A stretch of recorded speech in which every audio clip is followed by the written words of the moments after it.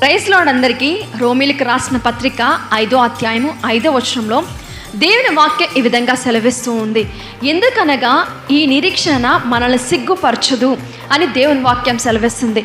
మనం మనుషులను ఎవరన్నా నమ్మితే, ఏదైనా సహాయం చేస్తారా అని అనుకుంటే వాళ్ళు మాట తప్పొచ్చు, దాన్ని బట్టి మనం అవమానపరచబడవచ్చు, సిగ్గుపరచబడవచ్చు. కానీ దేవుని మీద నిరీక్షణ ఉంచితే కష్టాలు వచ్చినప్పుడు, బాధలు వచ్చినప్పుడు, ఇరుకులు వచ్చినప్పుడు, ఏ సమస్య అయినా సరే ఆయన యందు నిరీక్షణ ఉంచితే దేవుడు మనల్ని సిగ్గుపరిచే దేవుడు కాదు.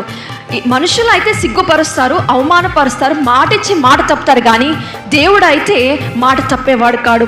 మనం ఎంతైతే నిరీక్షిస్తున్నామో దాన్ని బట్టి దేవుడు గొప్ప కార్యాలు జరిగేస్తాడు. కనుక మనుషులపైన లక్ష్యం ఉంచక దేవునిపైన లక్ష్యం ఉంచి దేవునిపైన నిరీక్షణ కలిగి కడవరకు ఉందుముగాక. ఆమేన్.